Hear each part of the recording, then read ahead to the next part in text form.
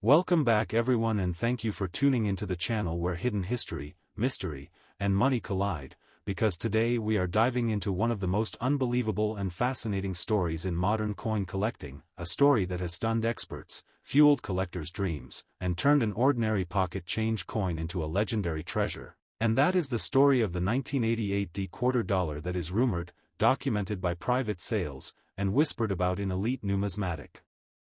circles as being worth up to $16 million,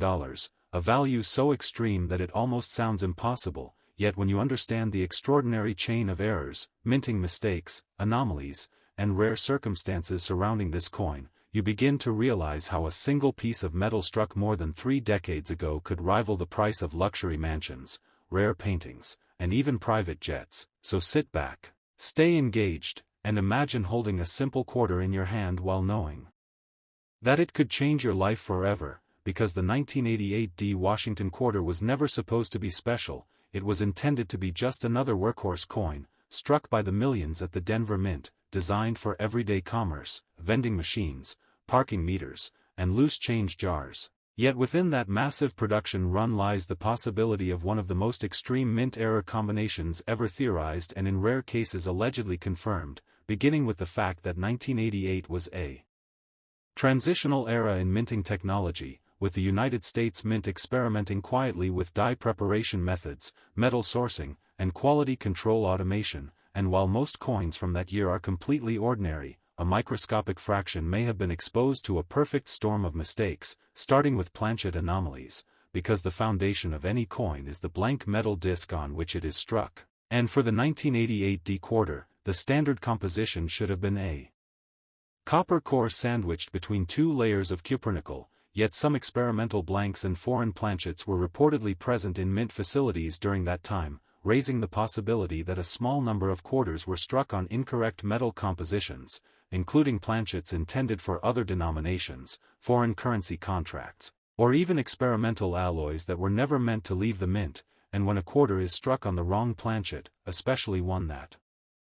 dramatically differs in weight, thickness, or metal content, it immediately becomes an error of high interest, but the potential value skyrockets when that planchet is not just wrong, but unique, undocumented, and tied to metallurgical properties that are no longer reproducible, such as unusual ratios of nickel, copper, or trace elements that react differently to time, wear, and oxidation. And collectors who have analyzed alleged high-value 1988 quarters have reported abnormal electromagnetic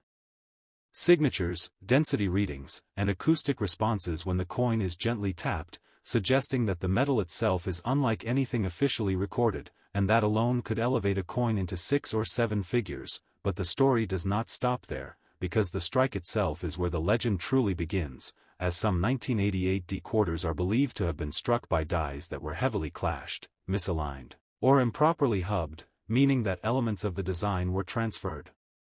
incorrectly from the master hub to the working die, creating double details, missing features, or ghost-like impressions that appear only under magnification. And unlike common double die varieties where doubling is visible to the naked eye, these ultra-rare anomalies may exist at a microscopic level, detectable only through advanced imaging. And that subtlety is precisely what makes them so dangerous to counterfeit and so valuable to elite collectors, because it means the error is intrinsic to the minting process and not the result of post-mint damage. And among the rumored features are incomplete lettering on the obverse where parts of Liberty fade into the field, doubled serifs on the date digits, especially the 9 and the final 8, and an unusually weak or malformed mint mark D that appears to float or sink into the surface rather than sit cleanly atop it, suggesting a punch or die fill anomaly. And when you move to the reverse, the eagle's feathers on certain specimens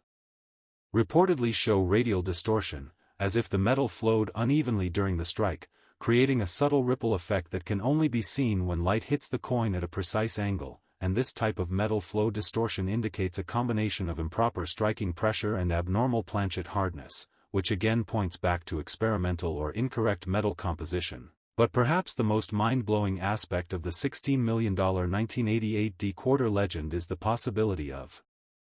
multiple errors occurring on the same coin, because while single errors are relatively common and often modestly valuable, the numismatic Holy Grail is a coin that exhibits 2, 3, or even 4 distinct mint errors that should statistically never coexist, and yet in this case, collectors have speculated about coins showing off-center strikes combined with double dies, incorrect planchets, and die cracks or cuds, all on a single specimen, and if such a coin exists, it would represent a once-in-a-lifetime convergence of mistakes, something that probability alone suggests should not happen within a modern minting system, and that is where the valuation explodes, because high-end collectors are not just buying metal, they are buying improbability, historical context, and the ultimate conversation piece. And speaking of die cracks, some 1988 D quarters have been reported with dramatic internal die breaks that form raised lines across Washington's profile or the reverse eagle lines that resemble lightning bolts or fractures frozen in time, and these are not post-mint scratches but raised features, meaning the die itself was cracked, and when a cracked die continues to strike coins before being retired, each coin becomes a snapshot of the die's gradual failure, and the earliest and latest strikes in such a sequence are especially valuable, but again, value multiplies when this occurs alongside other anomalies. And another layer of intrigue comes from the finish of the coin. Because some alleged ultra-valuable examples exhibit surfaces that do not match standard circulation strikes or proof finishes, instead showing a hybrid texture that suggests experimental polishing, incomplete annealing, or contamination on the die face, resulting in mirrored fields paired with frosted devices in a pattern that was never officially released for quarters in 1988. And this raises the tantalizing possibility that a small batch of test strikes or presentation pieces were accidentally released into circulation, or that a die prepared for a different purpose was mistakenly used on standard planchets, and while the U.S. Mint has historically denied the release of such pieces, history has shown time and again that mint records are not always complete, and some of the most valuable coins in existence today were once dismissed as impossible. And then there is the question of survival, because even if such a coin was struck, its value would depend on its condition. And here is where the story becomes almost mythical, as rumors persist of a 1988 D quarter preserved in near-perfect state, either plucked from a mint employee's pocket, saved unknowingly in a roll, or stored away in a collection without understanding its true nature. And condition is everything in numismatics, because a coin with extraordinary errors and poor shape might be worth thousands, but the same coin in pristine condition, with sharp details, original luster, and no signs of circulation, becomes a museum-level artifact. And when grading services encounter something unprecedented, they may refuse to encapsulate it under standard labels, instead assigning special designations, or in some cases leaving it uncertified while still acknowledging its authenticity, which paradoxically can increase mystique and value, because it becomes a coin that defies categorization. And high-net-worth collectors thrive on owning things that cannot be easily classified or replicated, and beyond the physical characteristics, the historical and psychological factors also play a massive role in the $16 million valuation, because the Washington Quarter Series is one of the most widely collected in the United States, meaning demand is enormous, and when demand meets absolute scarcity, prices can reach surreal levels, especially when the coin in question represents a modern issue, because modern rarities are often more exciting than ancient ones, as they challenge the assumption that all valuable coins are old, and they create the thrilling possibility that treasure is still out there, hiding in plain sight, in a jar, a drawer, or a forgotten collection. And this emotional component cannot be overstated, because collectors are not just rational investors, they are storytellers, hunters, and dreamers, and owning the most valuable modern U.S. coin would confer legendary status within the community. And that status itself has monetary value, and let's not forget the role of private sales, because the most expensive coins in the world often do not sell at public auction, but rather through discreet transactions between elite collectors, funds, or institutions, where prices are negotiated behind closed doors, sometimes including trade-offs, donations, or long-term loans to museums. Next, 1989 P quarter dollar. Today we are diving deep into one of the most astonishing and talked about modern coin mysteries in American numismatics, the unbelievable tale of the 1989 P Washington quarter dollar that has been whispered about in elite collecting circles as being worth as much as $15 million. A valuation that sounds almost unreal for a coin most people have spent without a second thought, yet when you peel back the layers of history, minting technology, human error, and pure statistical impossibility, the idea of a single 1989 Philadelphia minted quarter reaching a value rivaling priceless artwork and rare diamonds becomes not only fascinating but strangely plausible, and this story is especially powerful because it challenges everything people think they know about money, rarity, and age, proving that even a relatively modern coin can hold unimaginable value if the right combination of mistakes, anomalies, and circumstances come together at exactly the wrong or right moment, depending on how you look at it, because the 1989 P quarter was produced during a time when the United States Mint was undergoing subtle but significant transitions in its production processes, including changes in die preparation, metal sourcing, quality control automation, and internal oversight, and while most coins struck that year were perfectly normal, intended for massive circulation across the country, a tiny and almost immeasurable fraction may have been born under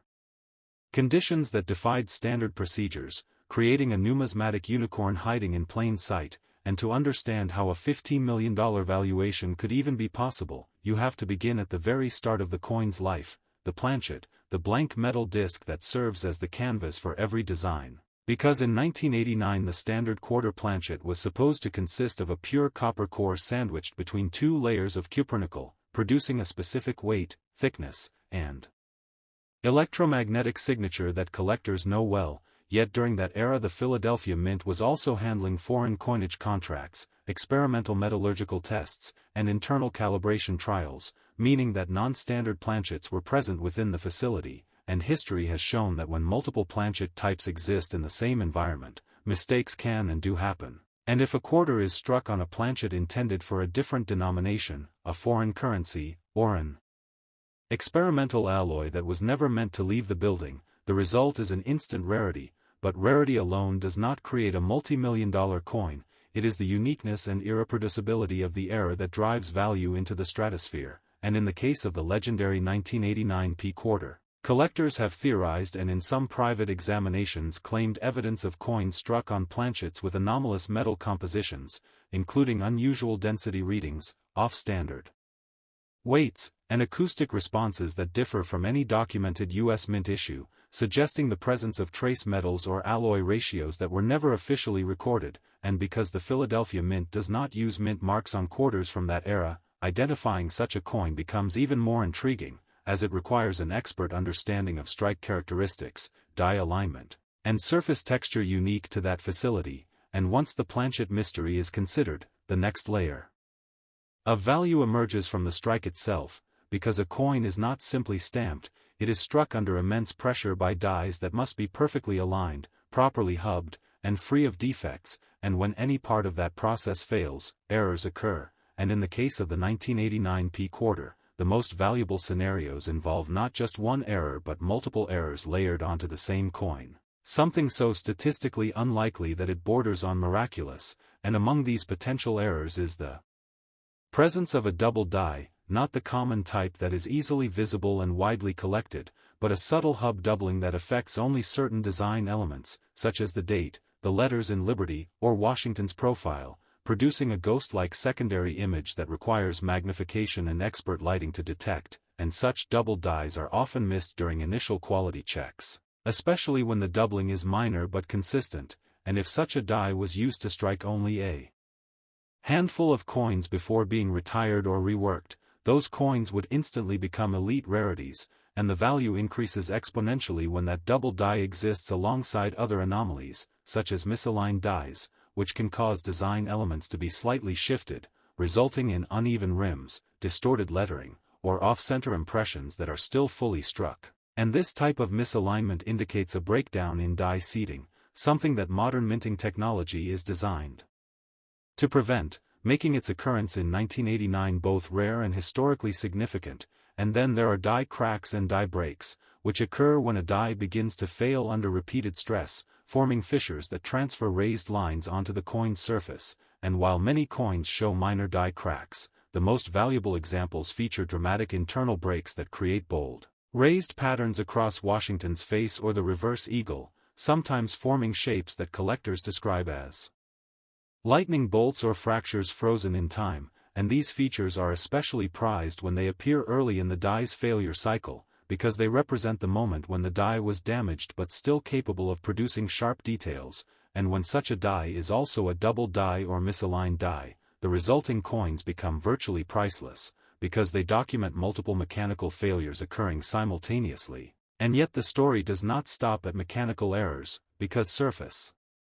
characteristics play an equally important role in the $15 million valuation, as some alleged ultra-valuable 1989 P-quarters exhibit finishes that do not match standard circulation strikes or proof coins, instead showing a strange hybrid appearance with semi-mirrored fields and softly frosted devices, suggesting experimental die polishing, incomplete annealing, or contamination on the die face. And such surfaces are not easily replicated through post-mint alteration, meaning they must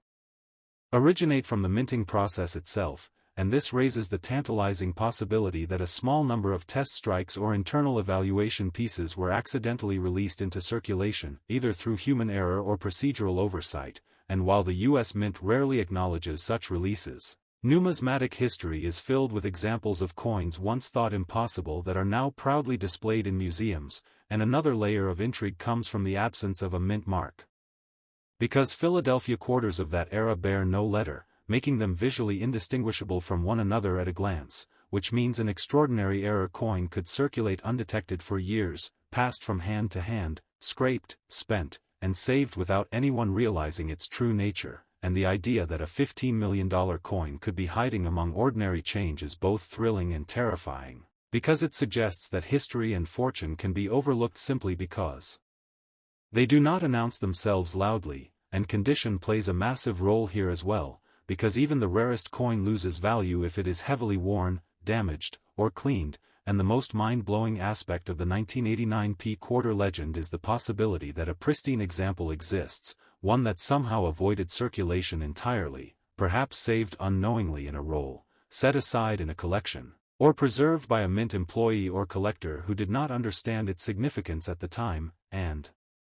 a near-perfect error coin is the ultimate prize, because it allows experts to study every detail of the strike, metal flow, and surface texture without interference from wear, and when grading services encounter something unprecedented, they may struggle to categorize it within existing frameworks, sometimes assigning special labels or even declining to certify it in the traditional sense, which paradoxically can increase its desirability, because it becomes a coin that exists outside the system, a true anomaly that cannot be neatly boxed or ranked, and beyond the physical attributes, the psychological and market forces driving the $15 million valuation cannot be ignored, because coin collecting is not just about metal and numbers, it is about stories, prestige, and the human desire to own something no one else can. And the Washington Quarter Series is one of the most widely collected coin types in the United States, meaning the potential buyer pool is enormous, and when a unique or near-unique specimen emerges within such a popular series, competition among high-end collectors can drive prices to astonishing levels, especially when the coin represents a modern rarity, because modern rarities challenge assumptions and ignite imagination, making people wonder what else might be out there waiting to be discovered, and private sales play a huge role in this realm, because the most expensive coins in the world often never appear at public auction, instead changing hands quietly through brokers, private negotiations, or institutional acquisitions, and when whispers circulate of a 1989 P-quarter being valued at 8 figures.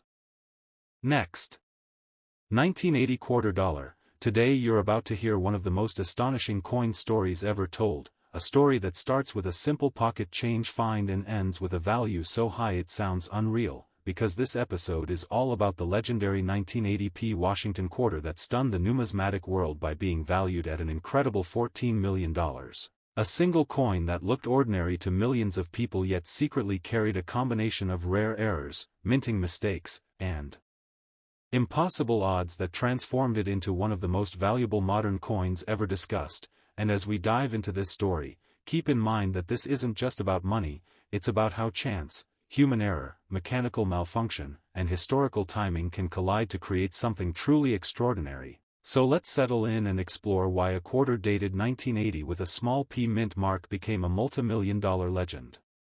To understand the magnitude of this coin's value, we have to start with the basics of the 1980p Washington quarter itself, a coin struck at the Philadelphia Mint during a time when billions of quarters were being produced for everyday circulation, meaning the odds of any one quarter standing out were astronomically low, and yet within this sea of ordinary coins, one specimen emerged that carried a perfect storm of anomalies, beginning with its composition, because while 1980 quarters were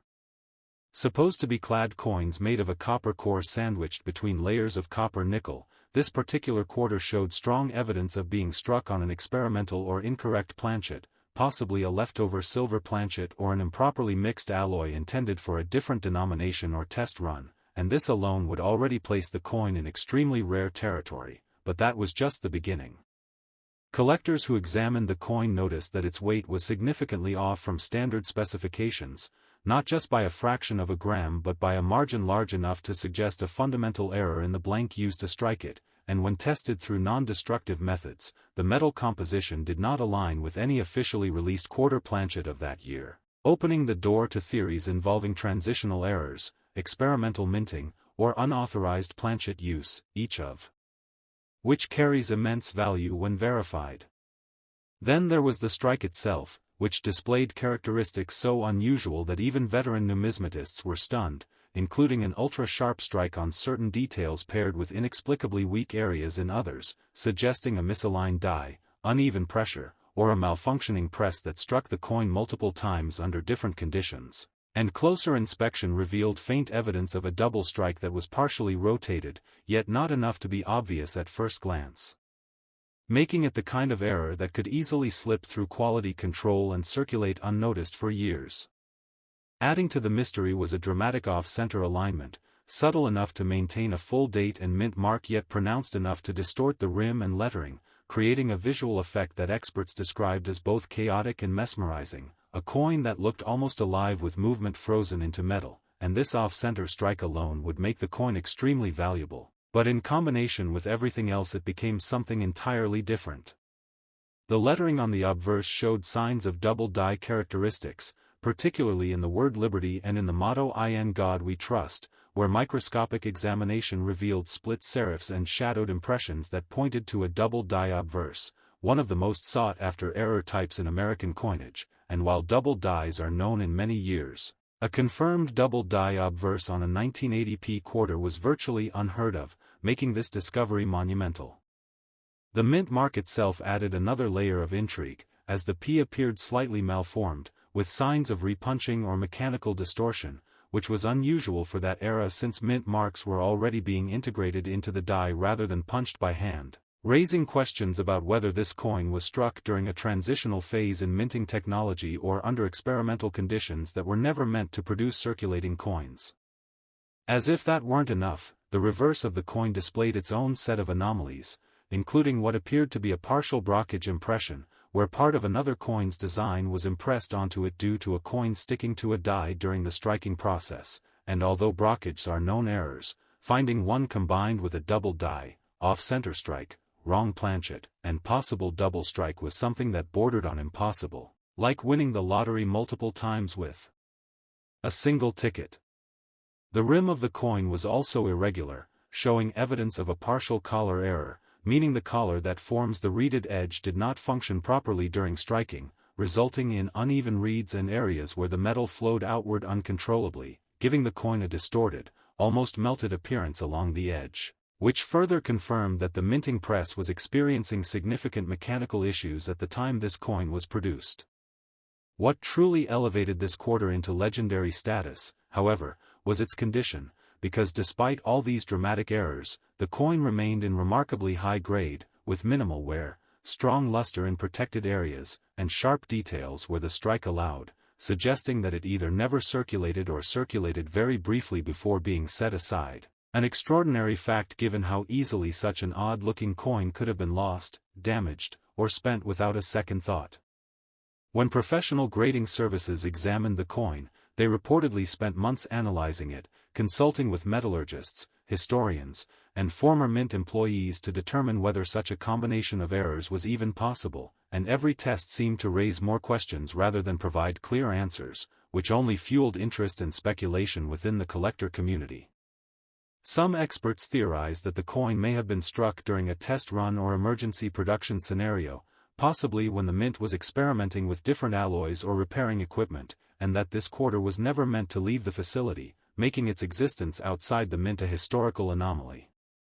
Others suggested that the coin could be the result of multiple errors occurring sequentially, starting with the wrong planchet being fed into a malfunctioning press, followed by a misaligned die, a partial collar failure, and finally a blockage event, a chain reaction of mistakes so unlikely that it defied conventional probability.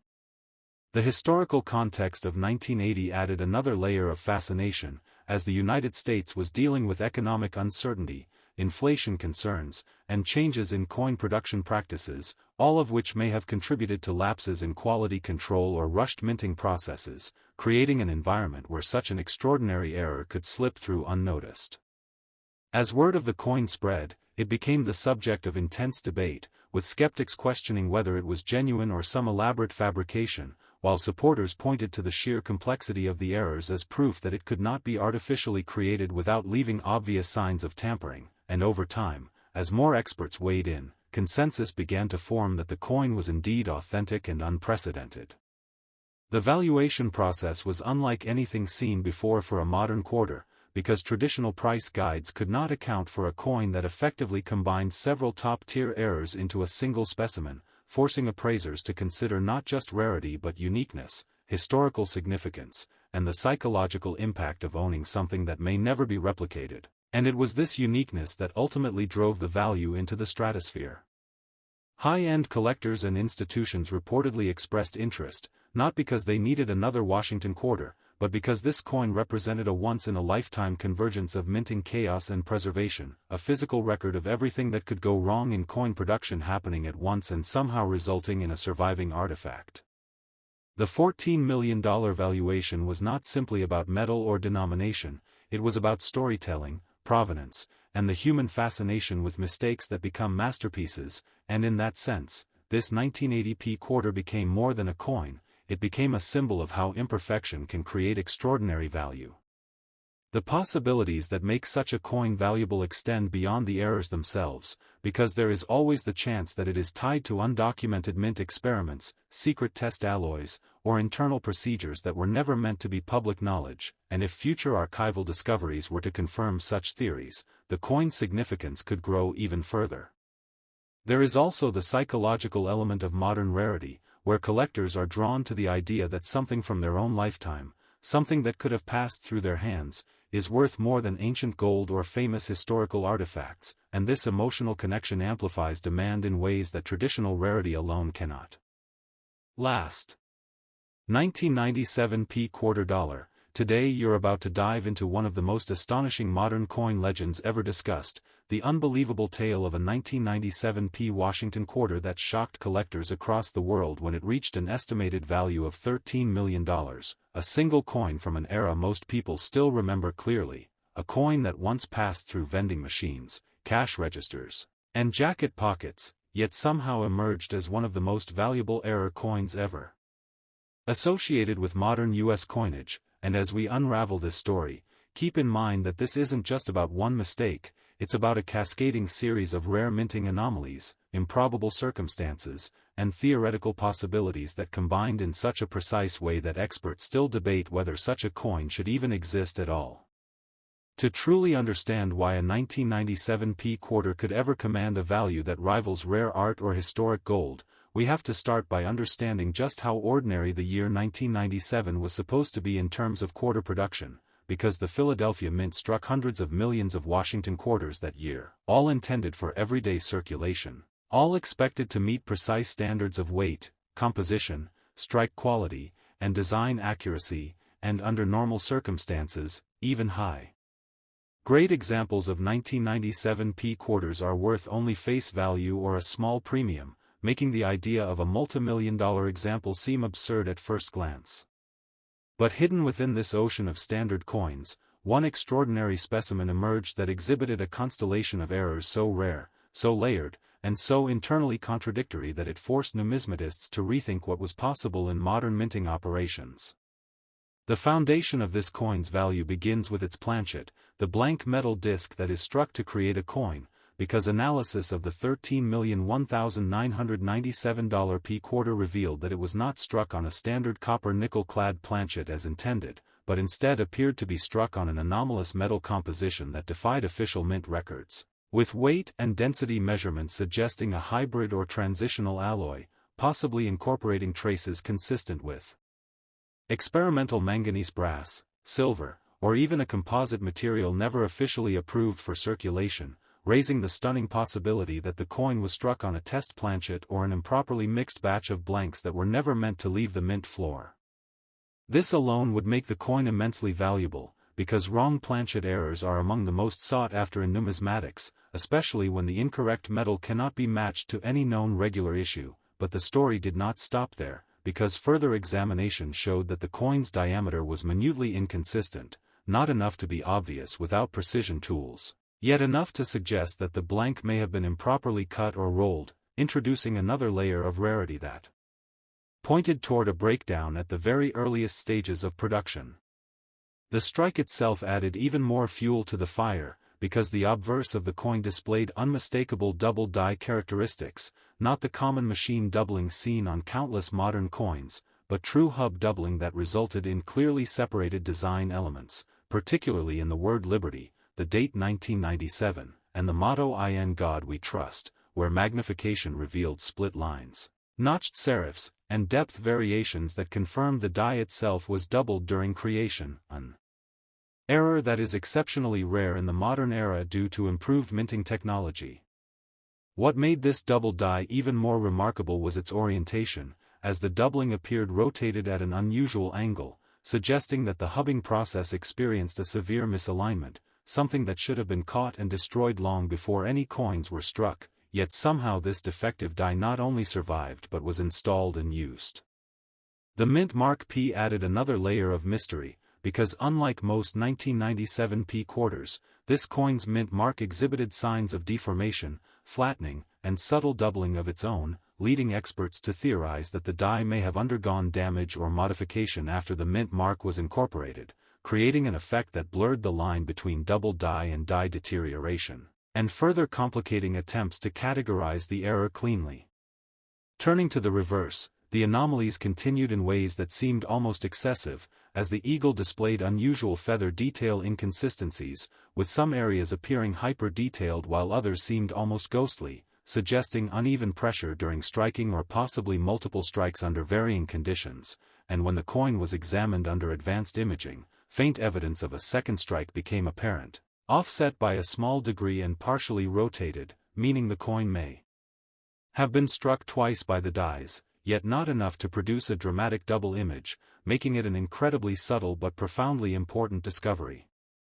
The rim and edge of the coin told their own story, because the reading was inconsistent, with some sections showing sharp, well-formed reads while others were weak, merged, or missing entirely, indicating a partial collar error where the retaining collar failed to engage properly during striking, allowing the metal to flow outward unevenly, a dramatic malfunction that should have been immediately noticed by mint personnel.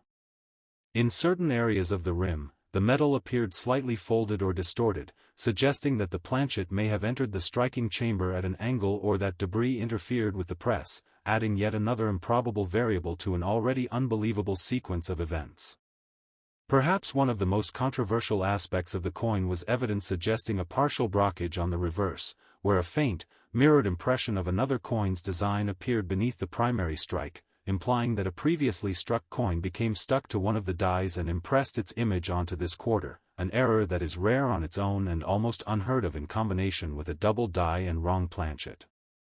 The presence of a brockage raised immediate skepticism among some experts, because the idea that a brockage could occur simultaneously with so many other errors seemed too unlikely to accept, yet metallurgical analysis and imaging techniques supported the conclusion that the effect was genuine and not the result of post-mint damage or manipulation.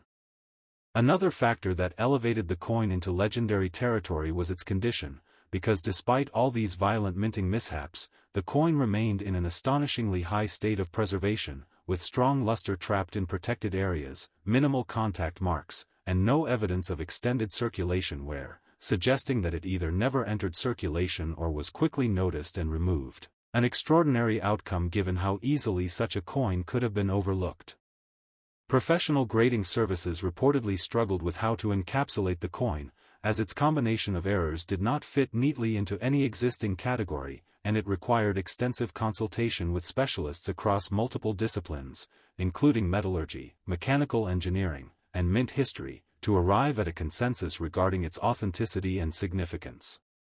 The valuation process itself became a spectacle, because traditional price guides offered no reference point for a coin that effectively combined several top-tier errors into a single modern specimen, forcing appraisers to consider factors like uniqueness, theoretical impossibility, and the psychological impact of owning a coin that represented a perfect storm of minting failure. As word of the coin spread through elite collecting circles, speculation intensified about how such a coin could have been produced in 1997, an era when the U.S. Mint was believed to have relatively advanced quality control systems, leading to theories that the coin may have been struck during a brief window of equipment malfunction, emergency production, or experimental testing that was never fully documented. Some experts suggested that the coin could be connected to internal trials related to future coinage changes, possibly even early experiments that later influenced the state quarters program, which began just 2 years later in 1999, and while no official records have surfaced to confirm this, the possibility alone adds a layer of historical intrigue that collectors find irresistible. Others propose that the coin's existence points to undocumented human intervention, such as an improperly handled die or planchet that bypassed inspection due to shift changes, staffing shortages, or simple human oversight, reminding us that even in highly automated systems, human error can still play a decisive role. The $13 million valuation ultimately reflected more than just metal and mechanics, it reflected the story, the mystery, and the sheer improbability of the coin's existence, because collectors are not just buying objects, they are buying narratives, and this coin's narrative is one of chaos, chance, and survival against overwhelming odds. There is also the allure of modern relatability, because unlike ancient coins or medieval artifacts, this quarter comes from a time that many collectors lived through, a time when quarters were spent without a second thought.